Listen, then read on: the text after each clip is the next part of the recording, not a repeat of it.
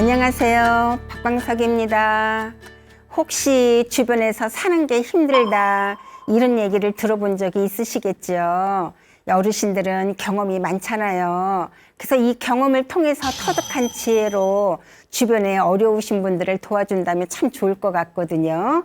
이제 사람들에게 용기를 주고 희망을 주고 이보다 더 보람 있는 일이 있을까 싶은데요. 어떠셔요? 네, 어떤 분은 자녀가 회사가 참 힘들다 이렇게 하소연을 하더래요. 도와주고 싶겠지요. 그래서 조금 이제 버텨봐라 이렇게 이제 말씀을 했다는 거예요. 직장 생활이 다 그러니까 네가 먼저 다가가라 이렇게 얘기했더니 화를 내고 나가버리더래요. 참 속상했겠지요. 이렇게 우리가 상대방에게 해주고 싶은 말을 상대방이 이제 자기 입으로 말할 수 있도록 질문할 수 있다면 참 좋을 것 같거든요. 이제 어떻게 질문해야 좋은지, 그 질문이 왜 효과가 있는지 이런 얘기를 다뤄보려고 해요. 질문을 하면 자기 스스로 대답을 해야 되니까 이렇게 생각을 하겠잖아요. 그리고 자기가 찾아낸 대답이니까 자발성도 있고 책임감도 있고 물론 이제 방어도 줄어들고요. 그래서 이 시간에는 이렇게 어떻게 질문할까 또 그 질문이 왜 효과가 있나 이제 이런 거를 이 시간에 다뤄보도록 하겠습니다. 우리가 상담자가 되어야 할 때는 누군가가 힘들어하고 도움을 요청할 때예요. 하지도 않고 도움도 요청하지 않는데 내가 도와줄게 이러면은 상대방이 불편해 하거든요. 그러니까 누가 힘들다 그리고 도움을 요청한다 이럴 때 이제 우리가 상담자 역할을 하게 돼요. 제가 지금까지 들어본 내용 중에서 가장 많은 호소를 들은 내용은 이제 애들이 공부를 안 한다. 특히 아들이 게임만 한다. 이런 내용을 제가 제일 많이 들었거든요. 한번 이 상황을 살펴보면 이제 힘들어하는 사람은 누구예요? 엄마겠죠. 그리고 엄마는 이제 아들 때문에 힘들다. 아들이 게임에서 힘들다. 이제 그렇게 생각하실 거예요. 그러니까 이제 아들을 어떻게 좀 바꿔보고 싶겠죠. 그리고 아들이 조금 원망스럽지 않겠어요. 그러니까 아들한테 잔소리도 하고 화도 내고 아마 그러실 것 같아요. 어떤 분은 아이가 게임을 너무 많이 해가지고 해도 너무 많이 해서 코드를 뽑았다네요. 그러니까 아이가 악을 쓰고 난리를 쳤겠죠. 그리고 집을 나갔어요. 그러니까 엄마는 또 애 찾으러 가야 되죠. 얼마나 속을 끓이겠어요. 그러니까 없었던 새로운 일이 생기고 문제가 더 커진 거예요.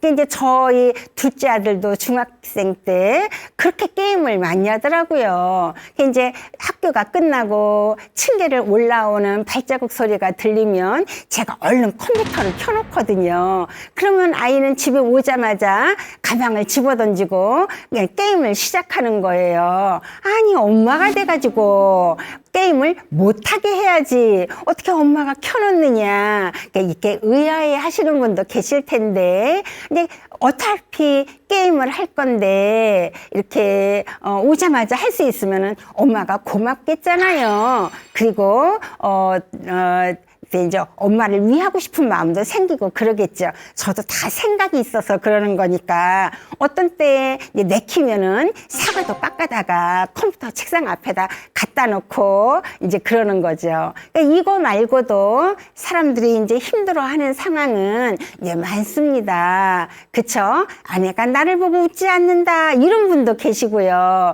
또 애들이 바쁘다고 오지 않는다 이런 걸 호소하는 분도 계시겠죠. 우리가 힘든 상황이 이것만 있겠어요? 얼마나 많겠어요? 근데 어차피 여기에서는 다 다룰 수가 없으니까 이제 간단히 몇 개만 다뤄보는 거죠. 여기에서 터득한 원리를 다른 상황에도 이게 적용하면 되겠다. 이제 그러면 되겠죠.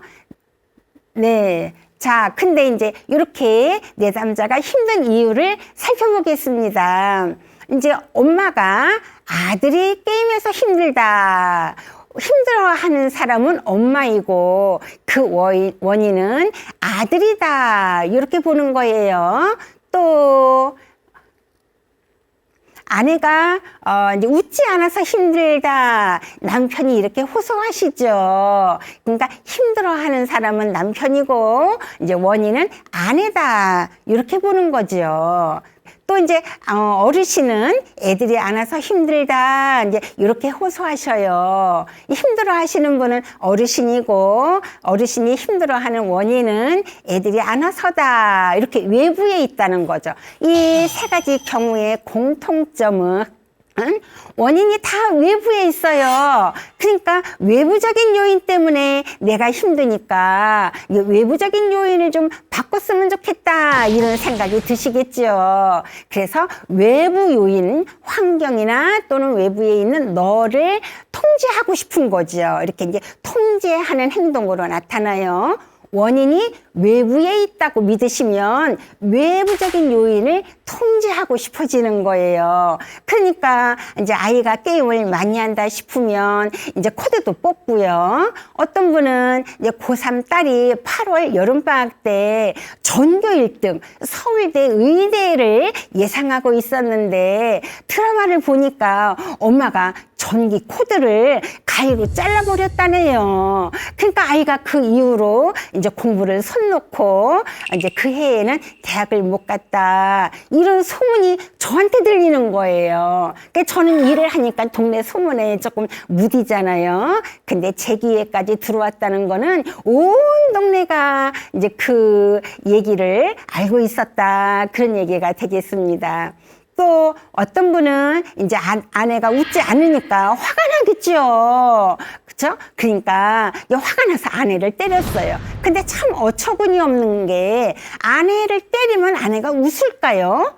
이게 이제 원인과 결과 이런 거를 보면 너무나 어처구니 없지만 원인이 너다 이렇게 생각하면 이런 행동이 나온다니까요. 아이한테 잔소리를 하면 아이가 공부를 하겠어요. 더 없던 문제가 생기죠.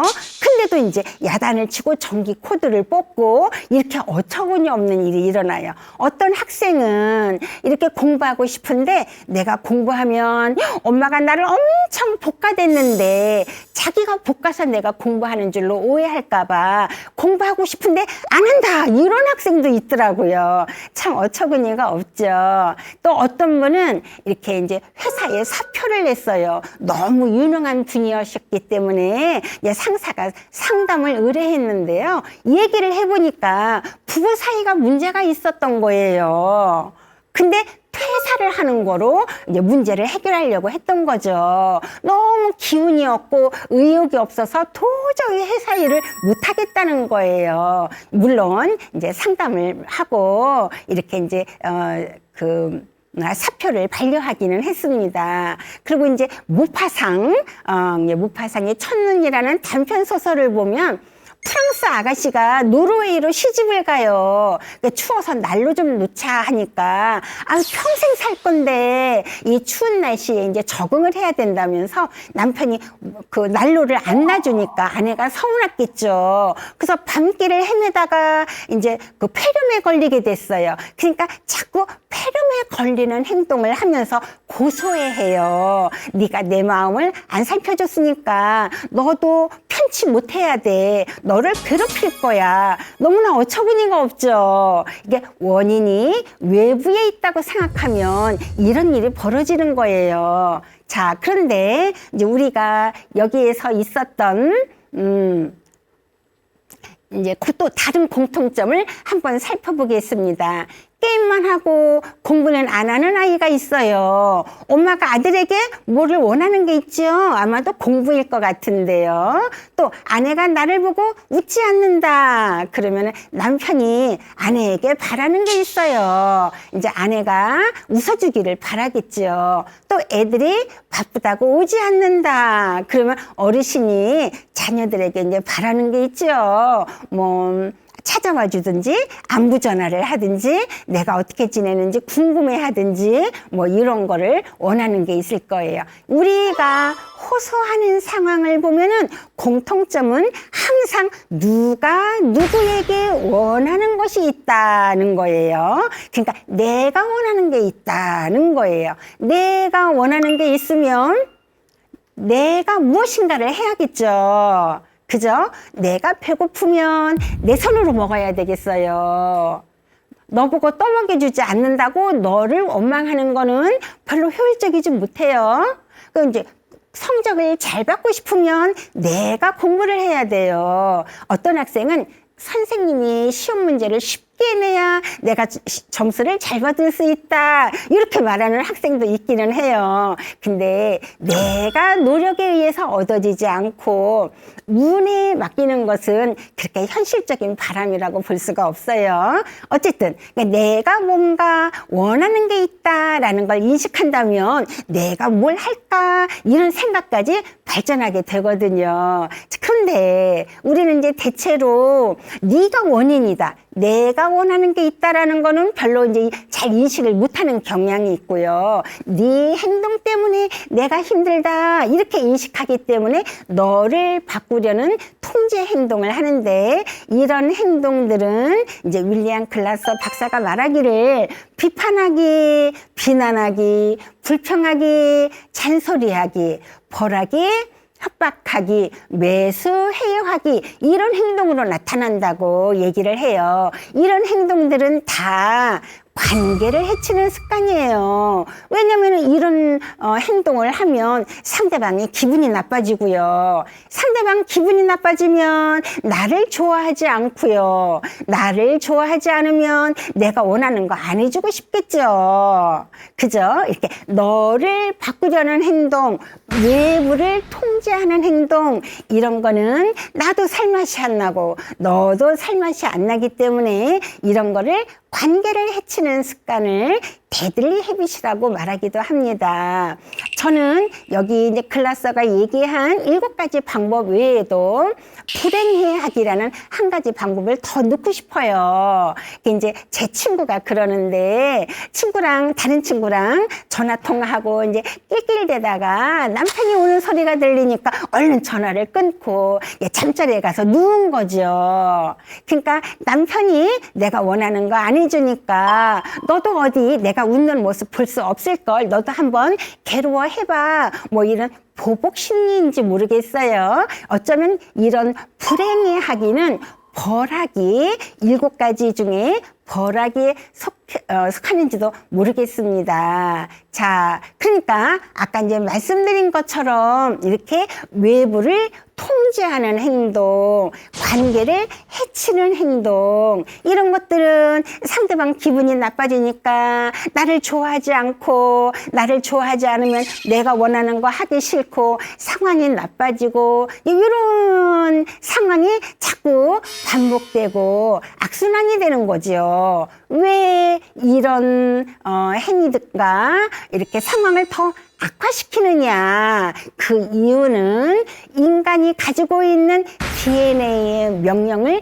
거부하기 때문이라는 거죠. 모든 생명체는 다 DNA를 가지고 있고, DNA는 고유의 명령을 가지고 있죠. 이제 나팔 꽃은 물을 많이 줘야 되고, 난 같은 경우에는 물을 많이 주면 안 되죠. 또 소한테는 이제 풀을 먹여야 되고, 사자한테는 이제 또 고기를 먹이고 이래야 되잖아요. 그 DNA의 명령을 잘 따라야 이렇게 그 생명체가 건강하게 잘 유지할 수가 있는 거죠. 근데 인간한테도 DNA가 있고, 이 DNA에 명령이 있습니다. 이렇게 이제 이 구내에서는 심리적인 욕구를 충족시켜라, 이런 명령을 하고, 또 이제 신내에서는 심리적인 욕구를 충족시켜라, 이런 명령을 하는 거죠. 그러니까 이제 몸이 요구하는 명령이 있고요. 의식주 해결해라, 그죠?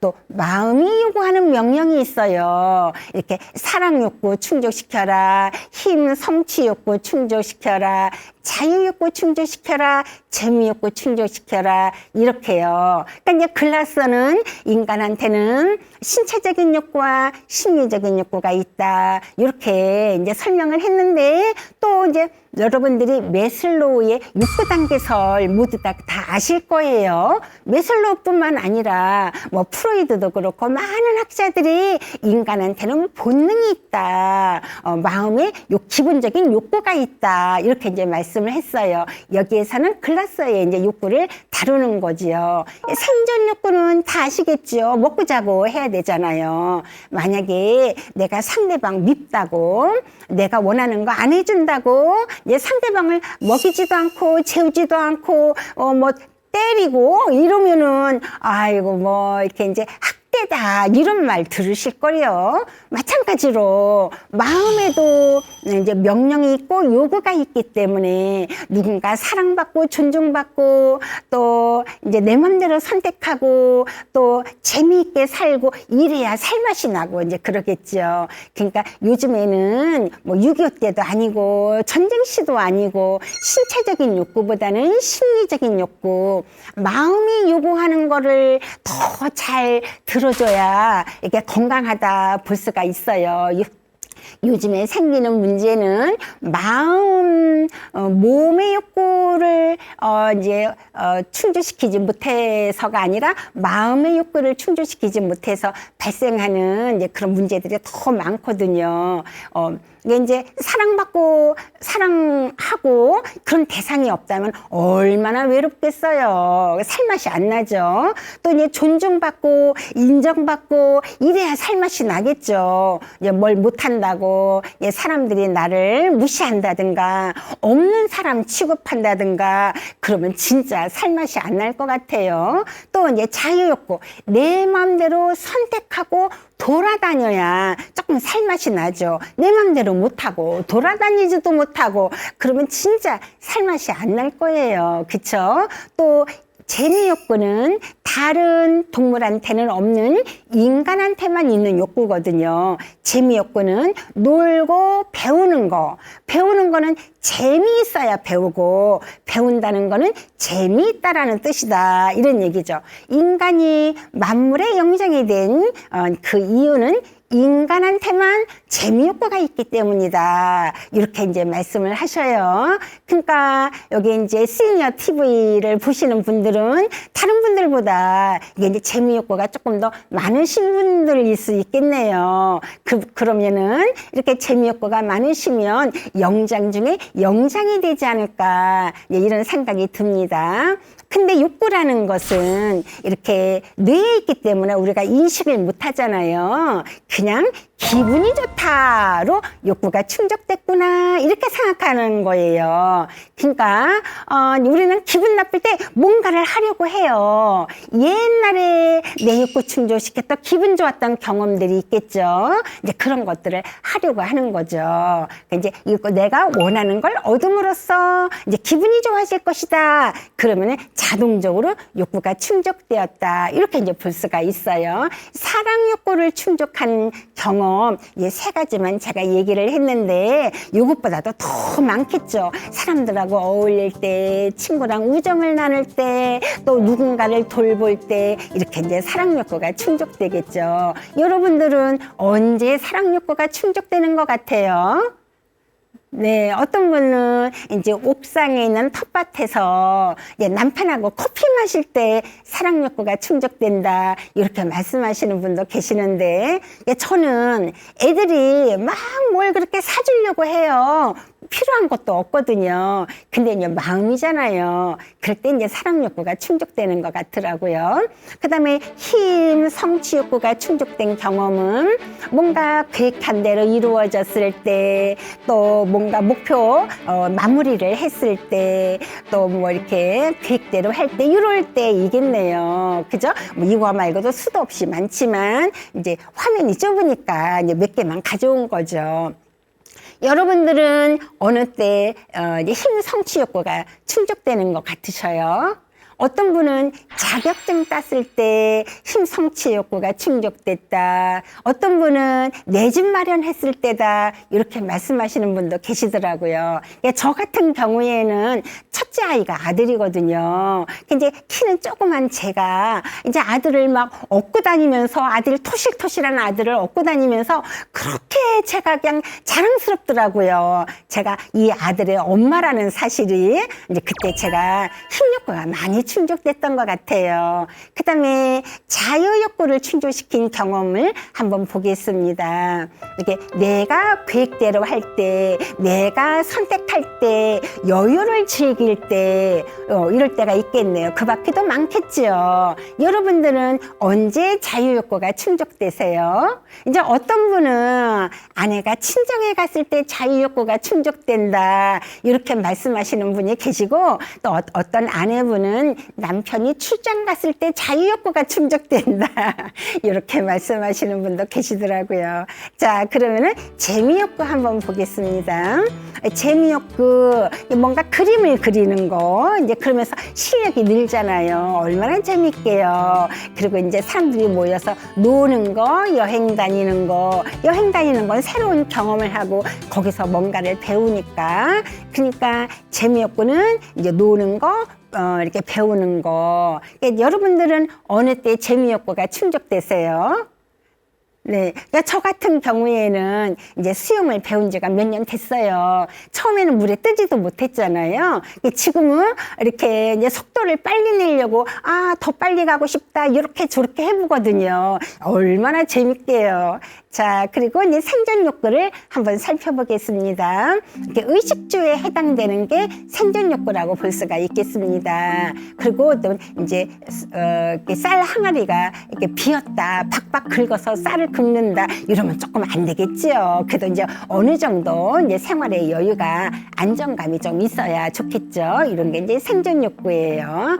자, 근데 생존 욕구는 사람마다 그렇게 편차가 많지 않거든요.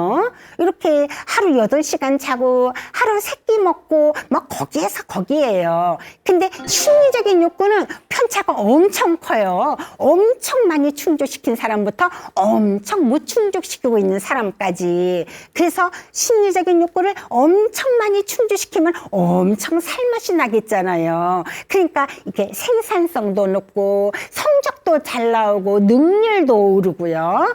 근데 이제 엄청 많이 충족을 못 시킨 사람들은 살맛이 정말 안 나겠죠. 그러니까 생산성이 떨어져요. 이제 공부에도 성적도 안 나오고요. 일에도 생산성도 떨어지고 능률도 안 오르고. 그러니까 우리가 이제 심리적인 욕구에 이제 그 초점을 맞추고 이걸 중요하게 여기는 이유가 여기에 있는 거라고 볼 수가 있겠습니다. 자, 그러니까 우리는 원하는 거를 찾는다. 원하는 거는 내 경험이니까, 내 욕구를 충족시켰던 경험이니까 원하는 거는 기억에 있거든요. 그래서 자꾸 기분 나쁠 때 원하는 거를 찾으려고 해요. 원하는 거를 얻으면 어떻게 돼요? 욕구가 충족되니까 기분 좋고, 살맛이 나거든요. 반대로 욕구가 충족이 안 되면 원하는 걸 못 얻으면 이렇게 이제 기분이 나쁘고 살맛이 안 나거든요. 그래서 이제 모든 사람들은 기분 나쁠 적에 뭔가를 하려고 해요. 뭔가를. 그 뭔가는 내가 원하는 거를 얻으려는 활동인 거예요. 원하는 거 얻어서 기분 좋아지려고. 근데 이제 기분 좋은 것이 다 행복은 아니잖아요. 그죠? 기분 좋은 거는 행복도 있고, 쾌락도 있고, 그래요. 제가 여러분들한테 행복과 쾌락의 차이점을, 말씀해달라. 그러면 뭐 여러 가지 말씀을 하실 거예요. 그죠? 다 아시니까. 근데 여기에서 꼭 짚고 넘어가고 싶은 거는 행복과 쾌락은 내 욕구를 충족시키는 대상이 무엇이냐에 따라서 달라진다는 거예요. 행복은 나라는 사람과 너라는 사람과의 관계에서 심리적인 욕구가 충족되는 거예요. 그러니까 나라는 사람도 욕구가 있고 너라는 사람도 욕구가 있고, 그러니까 2차 방정식이라고 볼 수가 있겠네요. 두 사람이 잘 조화를 이루어야 욕구를 충족시킬 수가 있으니까. 그러니까 이제 행복, 사람 관계에서 심리적인 욕구가 충족되는 거, 이걸 우리가 소통이라고 말하잖아요. 이건 어려워요. 행복해지기는 조금 어려워요. 노력이 필요해요. 그리고 노력도 필요할 뿐만 아니라 기분 좋은 정도가 강렬하지가 않아요. 그냥 잔잔해요. 연애할 때 말고는 대부분은 잔잔하거든요. 근데 이렇게 욕구를 충족시키기도 어렵고 잔잔하지만 이게 또 오래 가요. 지속 시간이 길어요. 게다가 이때 기분 좋은 거는 생산 에너지로 쓰이거든요. 내가 더 발전할 수 있다. 훌륭한 일을 할 수 있다는 거예요. 근데 쾌락은 사람과의 관계에서 내 심리적인 욕구를 충족시키는 것이 아니라 사람과 사물과의 관계에서 내 욕구를 충족시키는 거예요. 그러니까 사물은 욕구가 없어요. 그러니까 상수, 나라는 사람만 욕구가 있어요. 그러니까 어쩌면 1차 방정식이겠네요. 그러니까 쉽죠. 내 욕구를 충족시키기가 쉽죠. 게다가 쾌락은 내 욕구를 충족시키기 쉬울 뿐만 아니라 그 강도가 아주 강렬해요. 그러니까 술을 먹는다든가 심지어는 마약을 할 수도 있고요. 게임을 할 수도 있고 뭐 도박을 할 수도 있고 이렇게 내 욕구를 충족시키기가 쉽지만 그게 강렬해요. 그러니까는 뭐 이렇게 누구라도 하고 싶겠죠. 그치만 이 쾌락은 지속 기간이 짧아요. 그러니까 이제 기분이 다시 나빠져서 다시 기분이 좋아지기 위해서는 아까보다는 더 센 자극이 필요하잖아요. 그러니까 점점 더 중독이 될 가능성이 있어요. 게다가 쾌락으로 기분이 좋아졌다면 이 상태는 그렇게 생산 에너지로 쓰이지를 못해요. 그냥 기분 좋은 거로 끝나요. 그리고 자기 파괴적이 되는 거죠. 그러니까 이렇게 사람과의 관계가 아니라 사람과 사물과의 관계에서 욕구를 충족시키기보다는 사람과의 관계에서 소통으로 내 욕구를 충족시켜서 행복한 게 더 바람직하다. 어려워도 행복해지는 방법을 우리가 추구해야 된다. 이런 얘기가 되겠죠. 그러니까 단절된 사람, 쾌락을 추구하는 사람들은 그 사람이 나쁜 사람이라기보다는 사람 관계에서 심리적인 욕구를 충족시켰던 경험들이 별로 없구나. 실패 경험이 많구나. 이 사람들은 사람하고 관계에서 욕구를 충족시키려는 거를 포기한 사람이구나. 어쨌든 살아야 되니까 기분이 좋아져야 되니까 좀 더 쉬운 방법으로 욕구를 충족시키려는 사람이구나. 이런 관점으로 보는 것이 좀 그 사람들을 돕는데 도움이 되지 않을까 이런 생각이 듭니다. 그래서 행복한 사람은 건강한 사람이라고 보는 거예요. 정신 건강은 바로 행복이다는 거예요. 행복한 사람이 문제를 일으키는 경우 봤나요? 없습니다. 그리고 문제를 일으키는 사람들이 보세요. 그분들이 행복한 경우가 있는가? 없거든요. 그러니까 모든 우리가 문제라고 하는 것들은 어쨌든 욕구를 충족시키려는 자기 나름의 방식이고 자기 나름의 방식이 사람 관계가 아닐 때다. 단절된 상태다. 그러니까 이 사람들을 이제 문제로부터 벗어나게 하려면 사람 관계를 잘할 수 있도록 행복할 수 있도록 이렇게 이제 돕는 것이 우리가 해야 할 일이 아닌가 그런 생각이 듭니다. 행복할수록 에너지 레벨이 높겠죠. 그렇죠? 그리고 이제 행복하지 않을수록 낮다. 이제 쉬운 방법으로만 욕구를 충족시키려고 한다. 이제 이렇게 이해하면 될 것 같습니다. 자, 그러면 우리는 이제 행복해져야 되겠어요. 그죠? 그리고 누군가를 행복해지도록 도와야 되겠어요. 행복해질 수 있는 방법을 안내하겠습니다. 행복해지는 방법에는 이제 2가지가 있어요. 네. 이제 첫 번째, 행복한 사람을 곁에 둔다. 주로 어릴 때는 이렇게 행복한 사람이 곁에 있을 때 이제 행복한 경우가 많지요. 엄마 아빠가 행복하면요. 나한테 잘해주거든요. 그러면 나도 욕구가 충족되니까 행복해요. 근데 이제 부모나 이웃이 너무 불행해요. 그러면 자기 삶도 버겁잖아요. 자식이라 할지라도 의무적으로 무엇인가는 할지언정 이렇게 이렇게 자식의 마음을 돌보기는 쉽지가 않거든요. 그러니까 어려서부터 사람과의 관계에서 욕구를 충족시키는 경험이 적은 거예요. 행복한 경험이 적은 거예요. 그러면 자꾸 쉬운 방법, 사람이 아닌 방법으로 욕구를 충족시키려는 거를 연구하게 되거든요. 그러니까 어릴 때는 주변에 행복한 사람이 있으면 좋겠다, 이런 얘기죠. 그 두 번째는 내가 원하는 거를 내가 노력해서 얻는 방법이에요.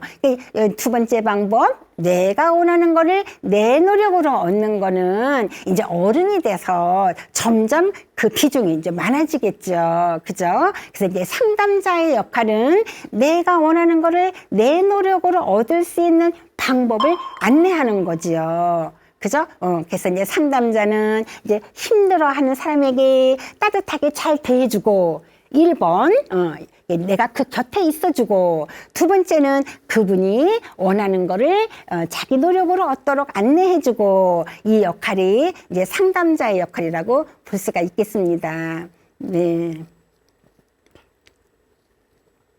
자, 그러면은 이제 상담자의 역할을 살펴보겠습니다. 이제 첫 번째는 힘들어하는 누군가에게 잘 해주는 거예요. 이렇게 이제 글라서 박사는 지지하기, 격려하기, 존중하기, 수용하기, 믿어주기, 경청하기, 불일치 협상하기, 이렇게 이제 7가지를 얘기했잖아요. 힘들어하는 사람한테 이렇게 해주면 이제 그분이 이제 욕구가 충족되고 기분이 좋아진다는 거죠. 그래서 이거를 관계를 좋게 하는 습관들이다. 케어링 헤빗이다. 이렇게 얘기를 해요. 그러니까 케어링 헤빗은 몸을 돌보는 게 아니라 마음을 돌보는 거예요. 저는 여기 7가지 이외에도 한 가지를 더 넣고 싶어요. 감사하기, 이렇게요. 지지하고 격려하고 존중하고 이런 것은 말을 어떻게 하느냐 이런 거를 의미하는 것이 아니에요. 나의 눈빛, 나의 태도, 나의 표정, 온몸으로 이제 상대방을 이렇게 따뜻하게 대해주는 거를 의미하는 거죠. 내가 상대방에게 잘 대해주면 상대방은 이제 기분이 좋겠죠. 내가 고맙겠죠. 그죠? 근데 기분이 좋아지니까 살맛도 나고, 내가 이제 고마우니까 나를 위하고 싶은 마음도 들고, 그러니까 자기 스스로 행동을 바꾸고 싶겠잖아요. 이거를 내부 통제라고 그래요. 네 행동을 내가 바꾸겠어. 그러니까 외부를 내가 바꾸겠어. 이거는 외부 통제고요. 나 스스로 바꾸고 싶어. 이런 거는 내부 통제라고 할 수가 있겠죠. 관계를 좋게 하는 습관은 이제 너의 마음을 돌봐서 너에게 살맛이 나게 하고, 관계를 해치는 습관, 데들리 헤빗은 네 행동을 바꾸려고 하니까 이렇게 기분이 나빠지고 살맛이 안 나는 거죠. 자, 그래서 이제 우리는 원하는 것을 찾아주는데요. 아이가 게임만 하고 공부를 안 한다고 엄마가 호소할 때, 호소하는 사람은 엄마지요. 그러니까 누가 힘들어요? 엄마가 힘들죠. 그럼 누가 원하는 게 있다는 뜻이죠?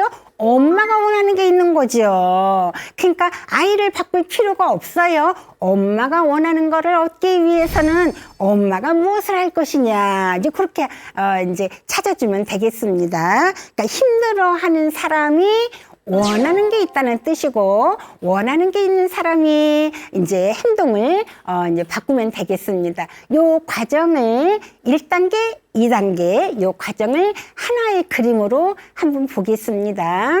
상담자가 내담자한테 이렇게 따뜻하게 케어링 헤빗으로 잘 대해줘요. 그러면 내담자가 조금 살맛이 나겠죠? 그러면 상대방에게도, 다른 사람에게도 잘 대해주기가 쉽고요. 두 번째 방법은 원하는 거를 물어요. 그러니까 원하는 거가 몰랐다가, 애매했다가, 막연했다가, 내가 원하는 게 그거였구나. 내 눈앞에 벌어진 상황이 문제가 아니고 내가 원하는 거를 얻고 싶은 거구나. 이거를 깨닫는 순간 내가 뭐를 해야겠네. 근데 내가 원하는 걸 얻으려면 상대방이 어떨 때 내가 원하는 걸 해주고 싶을까? 잘 대할 때 내가 원하는 거 해주고 싶을까? 이제 힘들게 할 때 그 사람이 해주고 싶을까? 잘 대해줘야 이제 그 사람도 나를 위하는 마음이 생기고, 잘 대해줘야 이제 상대방도 살맛이 나기 때문에 행동 변화가 일어나겠다. 이제 이렇게 예측할 수가 있게 되는 거죠. 요 두 가지 방법을 사용하는 겁니다. 자, 그러면은 내담자가 원하는 거를 찾게 되면 이제 상대방에게 케어링 헤빗을 하게 될까? 요거를 조금 더 구체적으로 한번 이제 살펴볼게요. 첫 번째, 상담자는 내담자에게 원하는 것이 뭔지를 분명하게 찾도록 도와준다. 두 번째는 내가 원하는 거를 내 행동으로 해야 된다는 거를 깨닫는다. 그러니까 이제 제가 뇌라는 게 너무 신통하다는 걸 제가 생각하는데요. 내담자들이 애가 공부를 안 해서 너무 힘들어요. 그래서 제가 내담자한테 아이고 많이 힘들었겠네요. 힘들 때 어떻게 하셨어요? 그러면은 화를 냈다고 말씀하시거든요. 제가 이제 내담자한테 아이가 공부하기를 바라는군요. 아이가 공부하도록 뭐 해보셨어요? 그러면은 잘해줬다고 대답을 해요. 그러니까 제가 어떤 질문을 하느냐에 따라서 대답이 완전 달라져요. 그러니까 뇌라는 거는 지금 당면한 단어가 무엇냐에 따라서 그쪽 방향으로 길을 내고 생각을 하는 거죠. 그러니까 질문이 엄청 중요한 거죠. 자, 이제 세 번째, 내가 원하는 걸 알게 되고 내가 원하는 걸 내가 뭐 해야 될까 생각하고, 그런데 언제 상대방이 내가 원하는 거를 해주고 싶을까? 나를 좋아할 때, 싫어할 때. 그러니까 내가 원하는 거를 얻을 수 있는 원리를 이해하겠죠. 이제 가능성이 많아져요. 내가 상대방에게 따뜻하게 잘해주면 상대방이 나를 위해줄 가능성이 많아요. 보장은 못해요. 그런데 이렇게 인생이라는 게 원래가 원하는 걸 다 얻고 살지는 못하잖아요.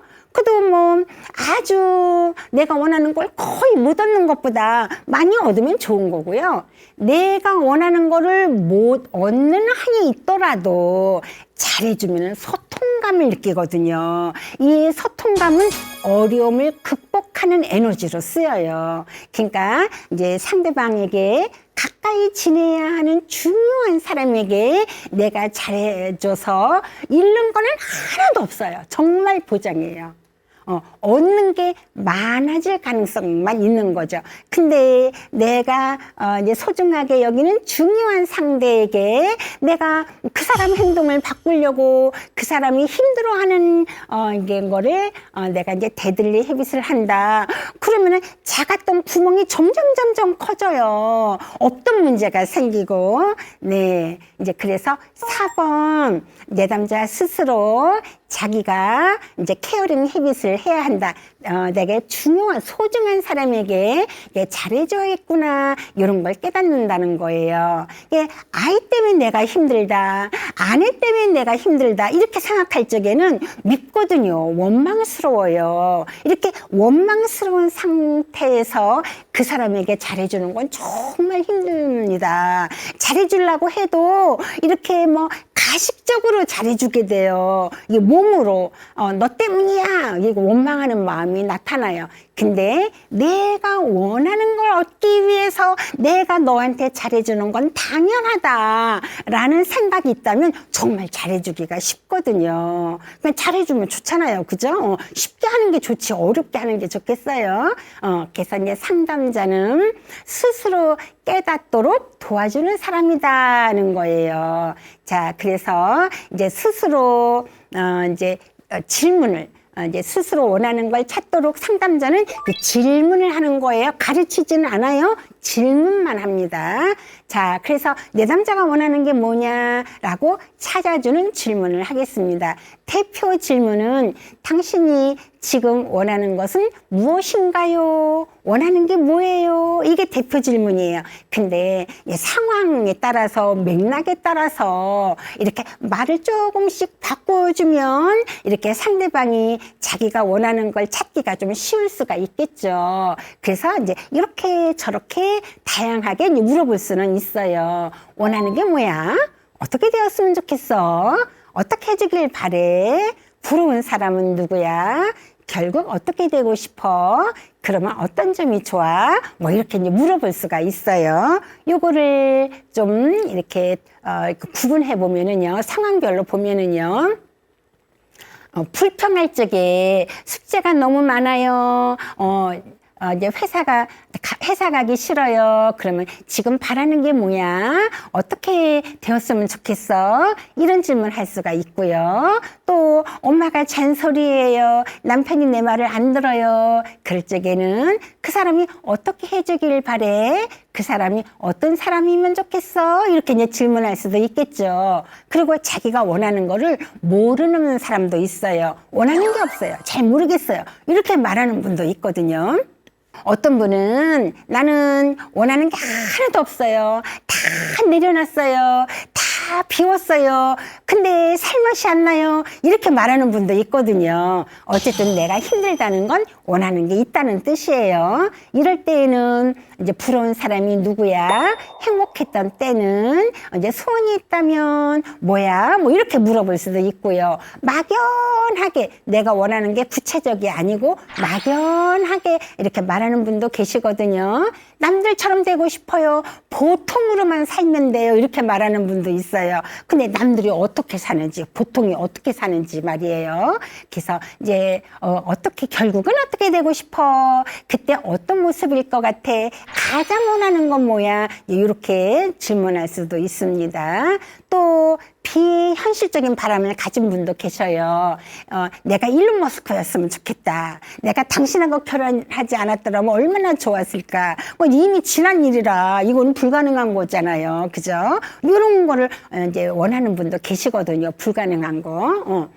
자, 이제 이럴 때는 이게 이제 지금 속상하다는 얘기잖아요. 그러니까 지금 원하는 거를 지금 할 수 있는 방법을 찾으면 되겠어요. 진짜 원하는 건 뭐야? 그러면 어떤 점이 좋아? 무엇이 달라질까? 이렇게 질문할 수가 있어요. 요걸 소개하니까 나 이거 다 못 외워. 뭐 이렇게 걱정하시는 분도 계신데 외울 필요 없고요. 우리는 한국말을 사용하잖아요. 그러니까 상대방이 원하는 걸 찾아주고 싶다 이런 말만, 이런 마음만 있으면 다 이렇게 찾아줄 수가 있습니다. 한번 원하는 질문 한번 해볼까요? 게임한다고 호소하는 엄마에게 아이가 뭐 했으면 좋겠어? 이렇게 물어볼 수가 있겠죠. 또 아내가 웃지 않는다고 말하는 친구 아들에게 아내가 어떻게 해줬으면 좋겠어? 이렇게 물어볼 수가 있고요. 애들이 안 온다고 하는 남편에게 애들이 어떻게 해줬으면 좋겠어? 또는 애들이 뭐 어떨 때 당신은 좋아? 뭐 이런 질문을 한번 해볼 수도 있겠습니다. 네. 자, 그러니까 이렇게 이제 속상한 상황이 있어요. 속상한 상황이 있다는 거는 이 상황이 나를 불행하게 만든다는 얘기가 아니고 내가 원하는 게 있다라는 거를 인식하면 좋겠죠. 그러면 내가 할 일이 찾아지겠죠. 내가 할 일이 있다고 생각한다면 이제 희망도 생기고 용기도 생기고 그럴 거예요. 이렇게 우리가 건강한 상태, 이제 불행한 상태, 행복은 정신 건강이고 불행은 정신 이상인 거죠.